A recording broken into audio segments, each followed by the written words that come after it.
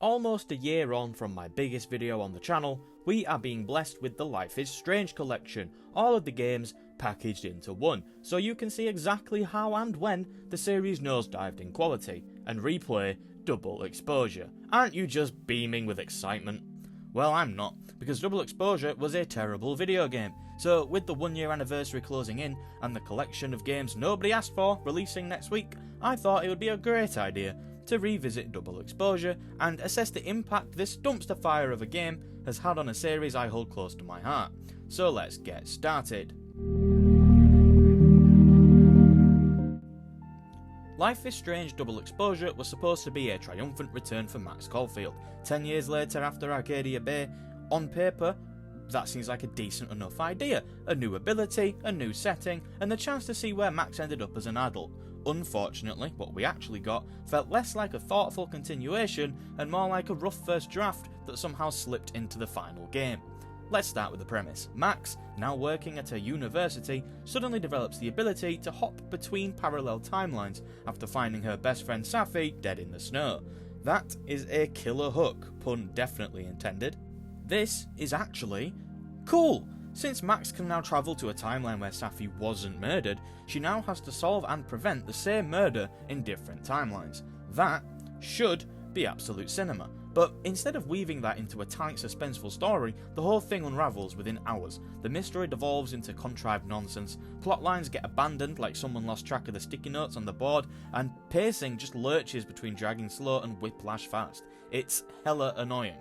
Some threads are introduced and then never resolved. Entire subplots vanish as if the writers simply forgot to come back to them. Where the hell did Alderman go? He was being set up as Max's biggest obstacle. Then he just vanishes and is never referenced again. The secret society on campus are referenced constantly throughout this game, but they just don't lead anywhere here. And the worst part is that there is a very big chance that this wasn't even accidental. It could very well have been deliberate. Like they're dangling mysteries to set up for a sequel nobody wants. Maybe it wasn't intentional. Given how bad this narrative is in general, it is entirely possible that they simply just forgot to conclude them. Now, let's talk characters, because this is where the wheels come off completely. Max is still the only character who feels remotely fleshed out. Her voice acting by Hannah Tell is obviously fantastic. Her inner thoughts, the way she processes the absurdity of her new powers. These moments are the only times that Double Exposure really feels like Life is Strange. Max is very much still Max in this game. I've seen a lot of people who do criticise the game suggest that isn't the case, and I have to disagree. I think Max is the only part of this game that feels Life is Strange. Everyone else is either aggressively bland or actively unpleasant, except for Moses, obviously. Moses is my absolute angel. Oh, damn. Chimney broke. Take Safi, the murdered girl herself. She starts as the quirky new friend, the heart of the story, the emotional hook. Then comes the big reveal. She's also got powers. She can shapeshift, as if she's playing Among Us, which could have been cool, but instead of deepening her arc, the writers basically just flip a switch and she becomes a completely different character. One moment, she's Max's trusted confidant. The next, she's a timeline-wrecking antagonist with all the subtlety of a bad CW villain. It's not a gradual change, it is a whiplash-inducing 180 that makes her feel less like a human being and more like a plot device in a trench coat. Then there's Vin, who is somehow even worse. His characterization veers into uncomfortable territory. He's just borderline a harasser, he crosses boundaries, he and the game just barely acknowledge this at all. The game just sort of winks at you about it, like, look how creepy Vin is, isn't he a quirky fella? For a series as progressive as Life is Strange, I am baffled that Vin managed to make full release like this. Instead of calling his behaviour what it is, the narrative just shrugs and ploughs forward, as if we're supposed to find him edgy or complicated. It's creepy, it's mishandled, and it leaves an awful taste in your mouth, and not the kind he probably wants to.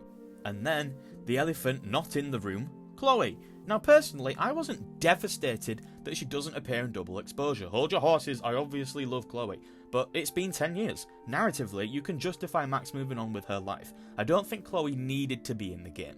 But the real crime is how they just butcher her presence in the margins. Chloe exists only in text messages, and these are some of the most awkward out-of-character exchanges that I have ever read. This is supposed to be the most iconic, heartfelt relationship in the whole series, and the writing just reduces it to style banter and surface-level check-ins.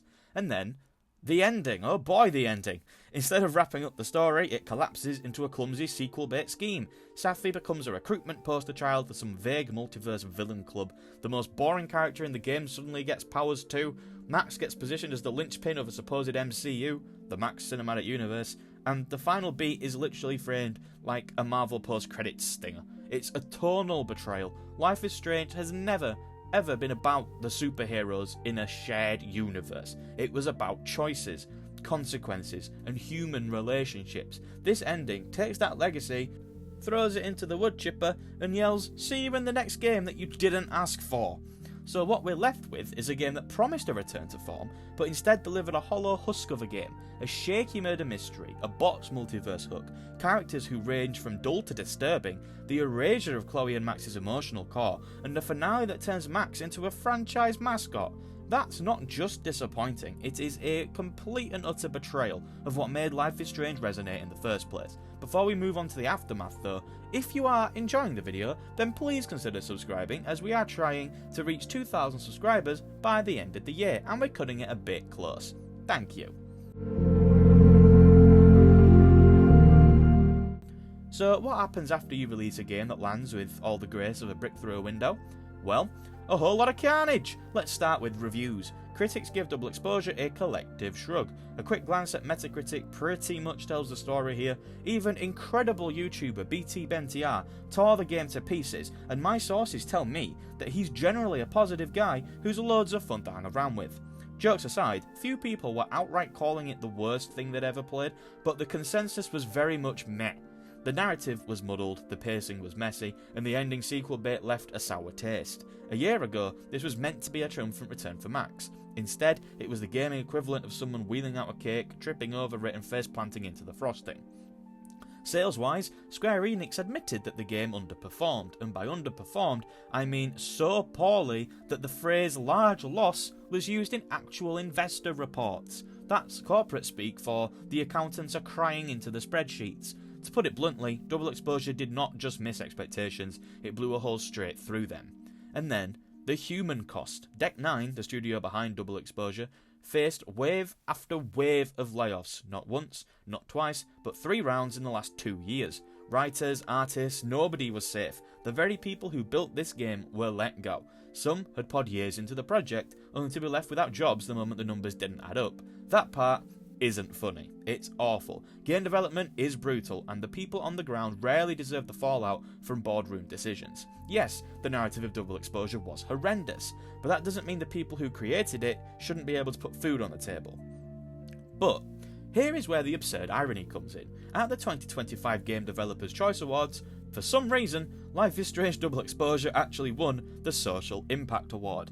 If the social impact was that it made me want to personally switch to a timeline where the game had never released, then it was more than deserving. But yes, this game that flopped commercially, that fractured fan goodwill, that tanked its studio's morale, walked away with a trophy. And when they called for Deck 9 to the stage, nobody came, because there was literally no one left employed to accept it.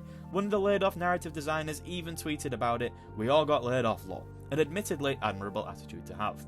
But while it is tempting to laugh at the absurdity, it's also important to underline the reality that people lost their livelihoods here. The irony of an impactful award that nobody was left to claim is striking, but the behind-the-scenes truth is that dozens of talented folks were laid off, and this wasn't a one-off. Deck 9 has been gutted by repeated cuts. Over at Don't Nod, the original creators, it's been a similar story. Don't Nod has also faced some layoffs following the weak sales of projects such as Jusant and Banishers, 2 games I actually did enjoy. What was once a promising creative landscape has become a field of empty desks and bitter tweets. It's a brilliant microcosm for the current state of the industry, where corporations seek maximum profits whilst laying off the people who made them those profits in the first place. So in summary, critics weren't impressed with Double Exposure, the community wasn't impressed with Double Exposure, Square Enix accountants were definitely not impressed with Double Exposure, the game bled money, the studio bled staff, and when it finally did get a moment of recognition, the company was too hollowed out to even show up. It's the perfect storm of corporate mismanagement and creative missteps, dressed in black irony. So here we are, in the smouldering aftermath of Double Exposure. The big question is, where does the series go from here? games aside, just recently a Life is Strange TV series has been confirmed to be in the works at Amazon, which is exciting but also slightly concerning. It's also been confirmed that none of the original creators are involved, so awesome. Video game adaptations are always a bit hit or miss, and if the people in charge of making the games don't even know what the series is supposed to be about, then I'm not sure I have much faith in Amazon to get it right either. I just struggle to believe they'll get the vibe right, but it's unfair to judge that. Before we get more info, I am keen to see what happens there.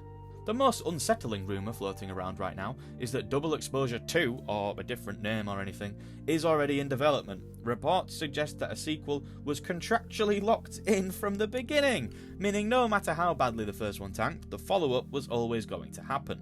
Let that sink in. Imagine watching someone drive headfirst into a ditch, only for them to say, "Don't worry, I'll be doing it again next time." The worst part is that very few people want this. The fanbase is fractured, the reviews were lukewarm at best, and the game's MCU-style ending already rubbed longtime fans such as myself the wrong way. Yet, somehow, the franchise seems hell-bent on doubling down. That's the corporate logic at play. You've got a recognisable IP, you've already paid for development, and you're going to squeeze it even if the fruit is rotten. Meanwhile, Deck 9 as a studio has been gutted, with swaths of the narrative team gone, so if a sequel does happen, who exactly is making it? Did they write the story beforehand? Is a different team writing it now? Is a skeleton crew handling everything? We don't know that right now, but as long as the corporate overlords demand more Max, then we're going to be getting more Max. The irony is that Life is Strange was never supposed to be this. The first game was intimate, it was weird, it was deeply human. Even the flawed sequels, Before the Storm, 2, True Colours, all still had issues, but were trying to explore relationships and choices in grounded ways. They were still human, and they were still Life is Strange.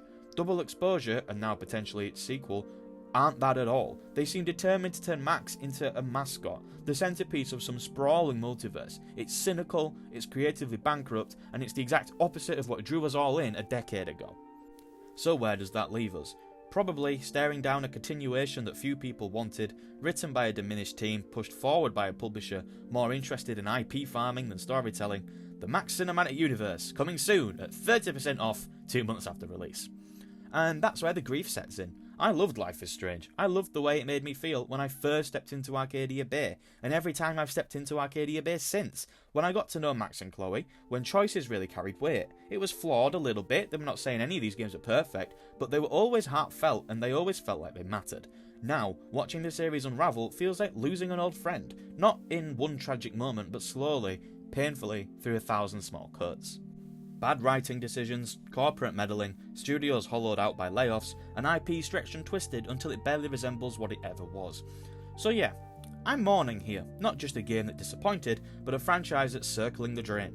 Maybe Double Exposure 2 will surprise us, maybe it'll redeem the series, but right now, the outlook is pretty bleak, and for a series built on emotion, on connection, on humanity, there's something profoundly sad about watching it turn into a lifeless brand. The heart of Life is Strange isn't gone just yet, but it's flickering. And unless something changes, we may be watching the end of one of gaming's most unique voices, buried under the rubble of its own missteps.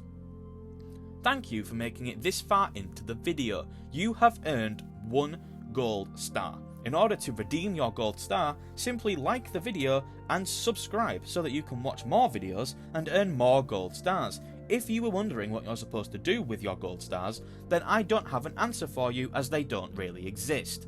I do have videos on every other Life is Strange game though, they do exist, other than Before the Storm for some reason. Maybe one day. So go watch those if you want to, but that is all for now. I hope you enjoyed the video, I upload at least 1 video a week. Have a nice day, and goodbye.